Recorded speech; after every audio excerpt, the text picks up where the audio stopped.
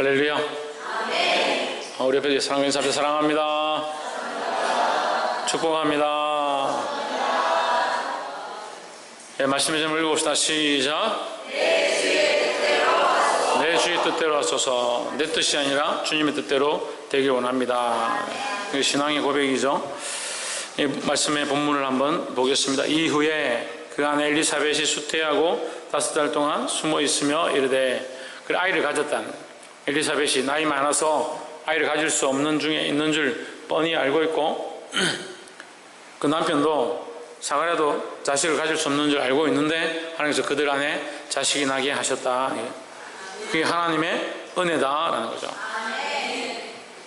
그럼 왜 이 일을 보여주시냐?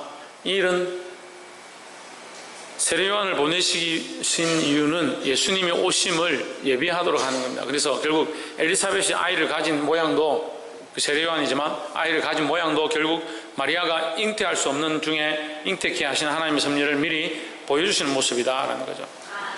25절에 주께서 나를 돌아보시는 날에 인간의 내 부끄러움을 없게 하시려고 이렇게 행하심이라 하더라. 결국 하나님께서 이 엘리사벳과 사가랴의 신실함을 보고 그에게 축복하시는데, 이 시대의 가장 큰 축복 중에 하나는 뭐냐? 자녀를 출산하는 것이 가장 큰 축복이다라는 거죠. 26절에 여섯째 달에 무슨 여섯 달에?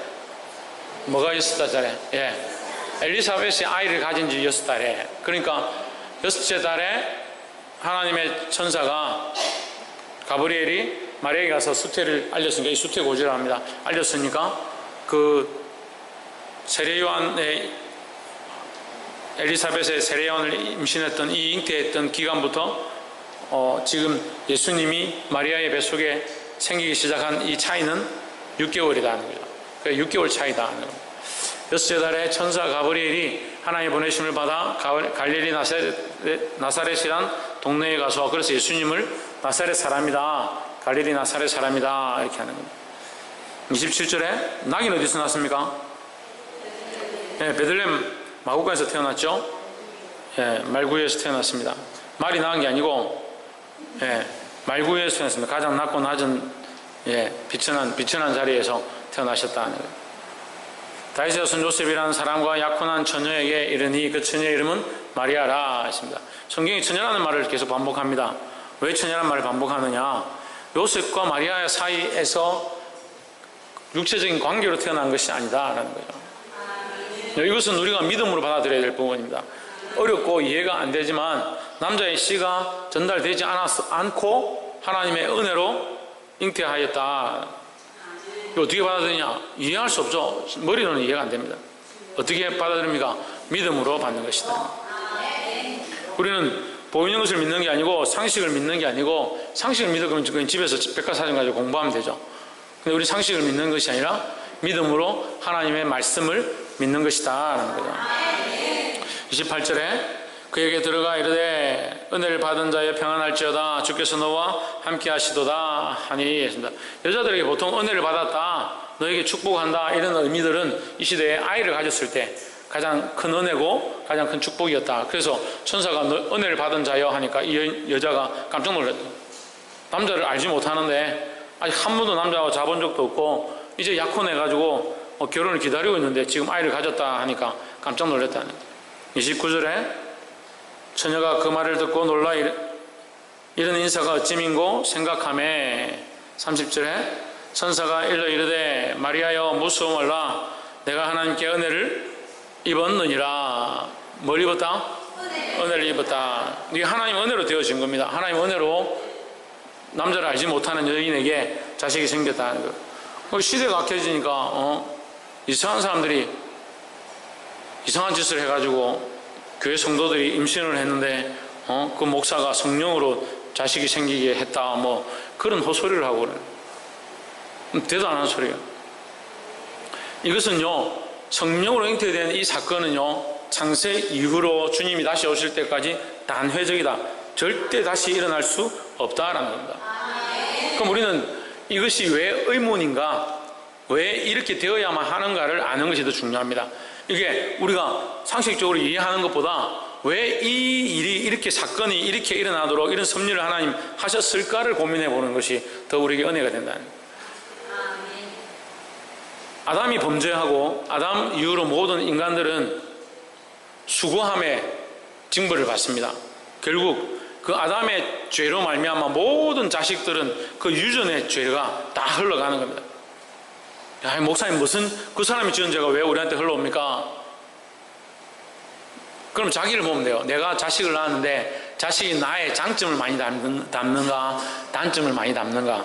고집 피우고 잘 뺏기고 성질 내고 똑같이 담습니다. 태어나자마자 엄마 젖꼭지 물어가지고 힘들게 하고 땡깡을 쓰고. 인간의 본성 가운데 이 죄의 모양을 그대로 가지고 있다는 거예요. 천사 같은 아이들이 뭘 하겠냐, 무슨 죄가 있겠냐, 뭔 잘못이 있고 욕심이 있겠냐. 욕심이 왜 없어요? 그래서 이걸 할 때 저는 항상 우리 아들 얘기를 하는데, 우리 이삭이가 너무 귀여워가지고 태어났는데 교인들이 전부 이삭이를 다 안고 다니고, 저는 잘 안아보도 못해요. 얼마나 교인들이 좋아하는지. 그래 항상 웃고, 태어나서부터 처음 저를 봤을 때 활짝 웃더라고. 그래, 그래서 얘 이름을 이삭이라 지어야겠다. 그래, 이삭이의 뜻이 웃음이죠. 계속 웃었습니다. 서울에 지하철 이런 데 가도, 서울에 일이 있어 가니까 지하철에서 제가 안고 있을 시간에 이 여자애들하고 막 그 어른들이 막 애 귀엽다고 좀 안아보자고 그렇게 잘 웃었어요. 막 빵빵 웃으니까. 그래서 저는 하나님 은혜로 내가 기도하면서 아이를 낳았더니 천사 같은 아이가 태어났구나. 그런 생각했는데, 조금 있다가 이제 둘째가 임신해가지고 성리를 낳았습니다. 근데 애가 자는데, 분명히 잤는데 이삭이 뻘뻘뻘 기어서 들어갔다가 나오면 애가 막 울어요. 왜 울까? 그래서 제가 몰래 창문 옆 너머로 싹 숨어서 보니까 밉다고. 저거 엄마 젖을 족차지 한다고, 둘째 태어나는데 엄마한테 내 안겨있고 엄마가 이제 어리니까 이게 안아주고 이렇게 하니까 가가지고 엄마가 저 설거지 하는 동안 가가지고 막 꼬집는 거예요. 이거 웃기더라고요. 누가 가르쳤어요? 저는 그런 교육 시킨 적이 없어요. 꼬집는 거 가르친 적이 없어요. 물론 우리 사모님도 가르칠 시간이 없죠. 언제 그거 가르치겠습니까? 근데 그걸 가지고 있다는 거예요. 그러니까 인간의 이 유전된 망령된 현실들, 자기를 사랑하고 본능적이고 육체를 의지하고 자기를 자랑하는 것, 남들에게 어떻게 보일까, 이거 그냥 인간이 가지고 있는 죄의 본성들이라는 거예요. 그러니까 인간이 원래 죄인이고 원래 죄의 모양을 가지고 있다는 사실을 우리가 인정할 때 하나님의 은혜가 필요해지는 거예요. 왜 회개하지 않느냐? 자기는 원래 착하다. 나는 착하다. 내가 지금 이껏 살면서 남한테 피해 한 번 안 끼쳤고, 사람들이 나를 너무나 착하다고. 그래서 좀 걱정인 사람들이 있어요. 우리에게 착한 사람이 많거든.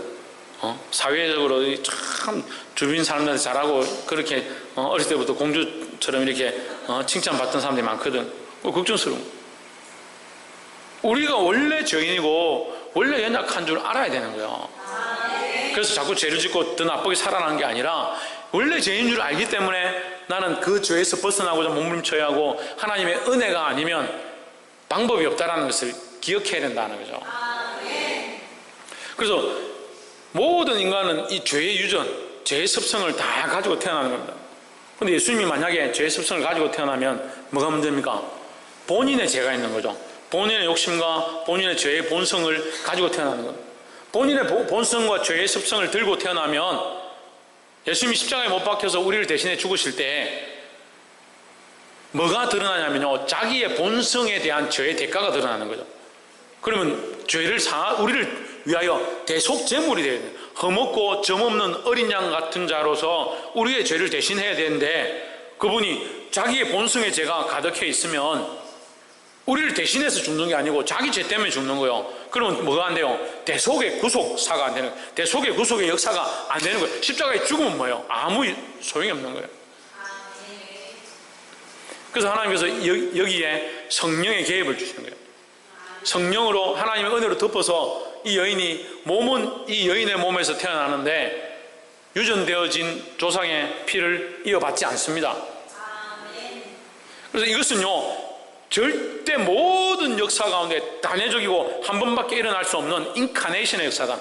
성육신의 역사다. 절대 일어날 수 없다. 그 뒤로는. 그래서 뭐 어디 가가지고 이상한 사람들 만나가지고 뭐 교회에 나는 무슨 목사인데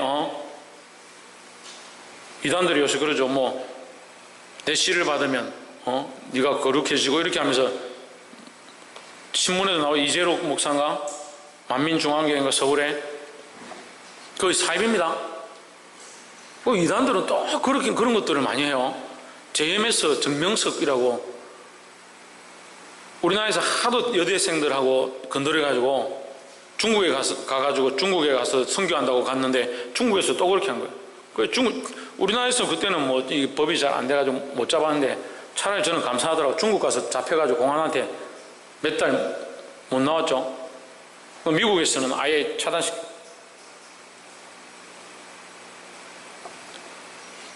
이거 똑바로 아셔야 돼요. 예. 똑바로 아시겠습니까? 네. 자꾸 그런 것들을 또 된다 이렇게 하고 있으면 절대 안 돼요. 예수 그리스도만 되는 거예요. 그래서 예수 그리스도는 죄가 있다 없다? 죄가 없다는 거죠. 죄가 없으시기 때문에 그분의 죽으심은 흠없는 자의 죽음이다.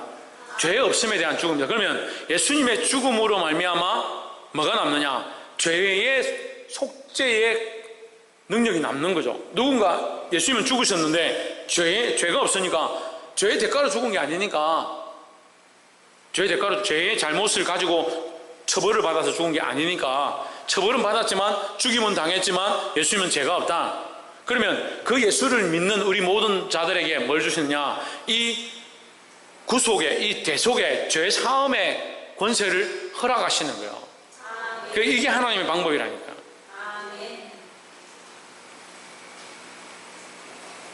그래서 왜 처녀의 몸에 나셔야 했는가? 왜 남자의 씨가 없어야 했는가? 이것을 우리가 믿음으로 받기를 주의 이름으로 축복합니다. 예, 우리 이해는 안 되죠. 뭐 이해하려면 이해되는 게 뭐 있습니까? 예수님이 물 위에 걸었다는데 뭐 도마뱀도 아니고 어떻게 물 위를 걸어요? 믿음을 받는 거죠. 오병이에 떡 5개와 물고기 2마리로 5,000명을 먹이고 12광줄이 남았다는데 초등학교 애들 산수하는 애들한테 물어봐도 아빠 무슨 소리예요? 이렇게 할 거예요. 보리떡 5개 물고기 2마리인데 12광줄이 어떻게 돼요?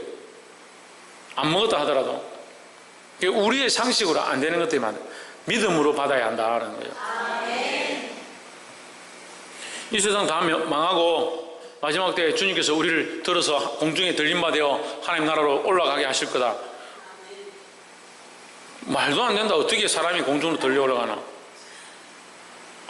이제 시대가 발달하니까 옆에 등에 짬뽕하는 이거 터보 엔진 같은 거 달아가지고 붕 날아가지고 드론 장치 해가지고 드론 택시 타고 올라가요. 그런 개념이 아니에요. 믿음으로 받는 거예요. 우리는 너무 많은 기적들을 보고 있는데 그 기적을 모르고 있는 거죠. 전에도 한번 오후 설교할 때 말했죠. 남자 여자가 만나가지고 염색체가 XY가 쪼개져가지고 정확하게 자기 자리를 찾아가서 그 사람의 남자로 태어나든 여자로 태어나든 그 아이로 태어나는 것이 일어날 수 없는 기적의 확률이라는 거예요. 근데 지금 우리는 아이들을 너무 쉽게 낳고 있잖아요. 그게 일어날 수 없는 기적의 확률이고 그 기적의 확률 속에 부모의 유전되어진 습성과 성격과 지식들이 그대로 아이한테 전달되어지는데 그걸 과학적으로 증명이 안 되는 거예요. 이미 그게 과학적으로 증명이 안 돼요. 과학자들 좀 똑똑한 사람들 불러놓고 물어보세요. 이 아이가 태어나는데 정자와 난자가 만나는 것까지는 이해가 된다 해요. 근데 거기서 염색체가 갈라져가지고 여기 염색체 있던 것과 여기 X와 Y가 쪼개져서 XX가 XY가 되는 것, 이 원리를 과학적으로 설명을 못 한다니까요. 불가능한 일이 우리 안에 일어나고 있는 거예요. 그래서 생명의 탄생이 이미 뭐다? 불가능한 일이다. 근데 그런 거는 잘 믿어요. 그런 거는. 다큐멘터리 이렇게 TV에 보여주고 그래 됐다 하면 잘 믿어요.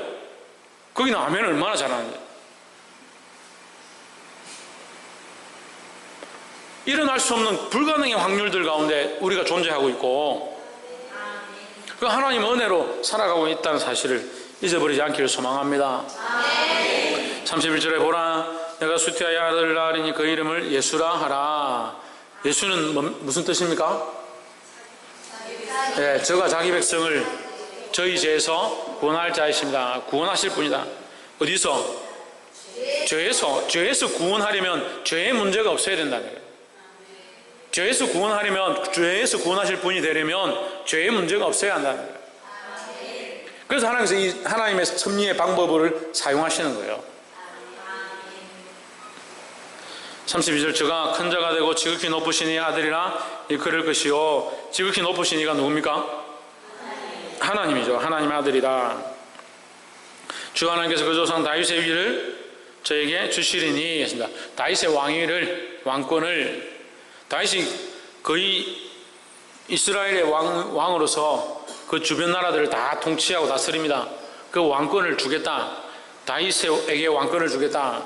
다윗으로 말미암아 나라가 평온해지고 많은 사람들의 악한 것들이 다 떠나가고 이런 일들이라. 그리스도로 말미암아 죄의 권세가 떠나가고 더 나아가서 사망의 권세가 죽임받았다. 사망의 권세가 버림받았다. 그럼 우리는 사망의 권세가 우리에게 왕노릇하지 못한다라는 거죠. 그래서 우리는 영원한 생명에 대한 소망을 가지고 있습니다. 아이고 목사님 영원한 생명을 가지면 뭐합니까? 다 죽던데요. 전에 옛날 목사님도 죽고 나이 드신 분들 죽고 죽죠. 죽는데 우리에게 주어진 생명은 부활의 생명으로 주시는 것이다 라는 거예요. 부활함으로 이 육체, 썩어질 육체는 결국 죽고, 이것도 원리예요. 우리의 썩어질 육체는 어떻습니까? 더럽죠. 예수님이 정결하신데 그 정결하신 분이 죽으셔서 우리를 대속하셨다. 그럼 우리는 이 죄를 씻긴 바 되었지만 원래 근본이 어떻다? 근본이 더럽다는 거죠. 예, 우리가 와서 회개하고 하나님 나를 씻어 주십시오. 그래서 날마다 회개하라는 거예요. 주님 앞에 회개하면 그 다음 다 거룩해지냐는 거예요. 그럼 저부터 거룩해야 되냐? 저는 저를 잘 아는데 별로 안 거룩해요. 아멘 안 하네. 목사님 안 거룩하다니까 별로 아멘. 목사님 보기 엄청 거룩해 보이는 줄 아는 거예요. 저도 화장실 다 가고요. 미워할 거 다 미워하고요. 저도 아시안게임 보면요. 기분 좋았다 나빴다 신경질 났다가 다 해요. 심판 판정 이상하게 하면 심판 욕하기도 하고요. 저도 인간이에요. 저도 똑같다는 거예요. 하지만 우리가 이 육체를 가지고 있어서 연약하기 때문에 계속 죄를 지으라는 게 아니라 그리스도를 바라보고 점점 거룩해져야 하지만 결국 이 육체는 어떻다? 썩어질 것이다. 이 육체는 결국 연약하다 이 말이죠. 이 육체에 우리가 깃들어 살고 있기 때문에 우리 영혼이 여기 깃들어 살고 있기 때문에 육체는 썩어질 것이고, 육체가 있기 때문에 먹어야 하고, 육체가 있기 때문에 결혼해야 하고, 육체가 있기 때문에 많은 욕심들이 있어진다는 거죠. 그래서 결국은 하나님께서 이 육체, 이 연약한 육체를 끝내시고 새로운 몸을 우리에게 주기 원하신다는 거예요. 그래서 그 몸은 어떻습니까? 썩지도 않고 후패하지도 않고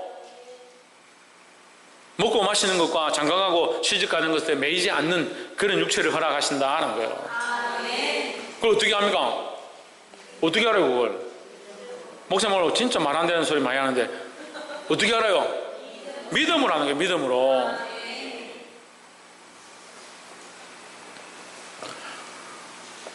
보게 되길 소망합니다. 33절에 영원히 야곱의 집에 왕노릇 하실 것이며 하십니다. 야곱의 집이라는 것은 택함 받은 백성, 하나님의 백성들, 이는 내 백성이 되고 나는 저희 하나님이 되리라 했던 그 하나님의 백성을 얘기하는 거예요. 영원히 하나님의 백성의 집에 왕으로 다스릴 것이며 하십니다. 우리가 예수 그리스도를 믿고 구원을 얻으면요 어디에 속하냐? 하나님 나라에 속하는 거예요. 예수 그리스도가 왕이시고 하나님이 통치하시는 그 나라의 백성이 되어지는 거예요. 비록 물론 지금 이 육체를 가지고 있어서 욕심에 매이고 세상에 매이고 배고픔에 매이지만 우리의 소망은 어디 있다? 하나님 나라에 있다는 거예요. 그래서 할 수만 있으면 몸부림쳐야 되는데 뭘 몸부림쳐야 되냐? 하나님의 백성답게 살아가도록 몸부림쳐야 된다는 거예요. 근데 자꾸 연약한 사람은 어떻게 합니까? 하나님의 백성인 줄 알면서도 자꾸 육체대로 살려고 한대요. 달려가야 한다는 거예요. 표대를 향하여 위에서 부르신 부름의 상을 향하여 달려가시기를 소망합니다. 옆에 사람 보시죠. 믿음으로 그리스도를 향하여 달려갑시다. 다스릴 것이며 그 나라가 무궁하리라. 영원하다는 거예요. 영원 무궁하다는 거예요. 그래 1장 33절에 첫 번째 영원과 맨 끝에 무궁을 붙이면 영원 무궁한 나라의 통치자이시다 하는 거죠. 34절에 마리아가 천사에게 말하되 나는 사내를 알지 못하니 어찌 일이 있으리까. 사람의 방법은 안 되는 거죠. 그래서 사실 우리가 인간으로서 좀 거룩하게 살려고 몸을 주고 말씀대로 살려고 해가 바뀌어지는 것도 사람의 방법은 안 돼요. 수술할 거 어떻게 할 거예요? 그런 걸 치면 저는 기적 중에 기적이에요. 저희 성격과 성질과 나쁜 습성들은 이 개조되고 하나님의 은혜 안에 들어와서 점점 바뀌어진 건 제가 이거 간증해야 돼요. 이걸 내가 성질을 이렇게 내던 사람인데 내 고집이 이렇게 세던 사람인데 지금 이렇게 바뀌었습니다. 이거 간증해야 돼요. 이 수술할 거예요. 어떻게 할 거예요? 예? 고집 센 사람은 수술 3시간 하면은 고집 떼내고, 성질 많이 부리는 사람들은 마취 좀 해가지고 주사 좀 맞고 닌겔 좀 맞고 이렇게 하면 고집 없어지고 성질 없어지고 그렇게 하느냐? 안 되는 거죠. 내가 그리스도 안에서 변화된 것은 제가 자랑할 만한 일이에요. 자랑할 만한 일. 이루었다는 게 아니에요. 조금씩 되어가고 있는 거고 더 그렇게 될 줄 믿습니다. 우리는 다 부족하다는 거예요. 옆에서 한번 보죠. 우리는 다 부족합니다. 우리는 다 부족하다는 거예요. 35절 천사가 대답하여 이르되 성령이 내게 임하시고 지극히 높으신 내 능력이 너를 덮으시리니 이름으로 나실 바 거룩한 자는 하나님의 아들이라 일컬으리라. 왜 하나님의 아들이라 할 수 있느냐? 사람으로 되어진 것이 아니다. 사람의 유전과 육체의 관계 속에서 이루어진 생명이 아니다라는 거죠. 하나님의 성령의 역사로 되어진 것이다 했습니다. 이것은 여러 번 된다? 지금도 누구나 될 수 있다? 기도 많이 하면 생길 수 있다? 천만의 말씀입니다. 단 한 번 정도 역사 속에서 단 한 번, 이것이 여러 번이면 예수님의 십자가로 말미암아 구원이 아니고 다른 방법도 있을 수 있는 거예요. 다른 종교를 통해서도 구원을 얻을 수 있는 거예요. 오직 예수님밖에 없어요. 이런 역사와 이런 섭리와 이런 일을 이루신 분은 예수님밖에 없는 거예요.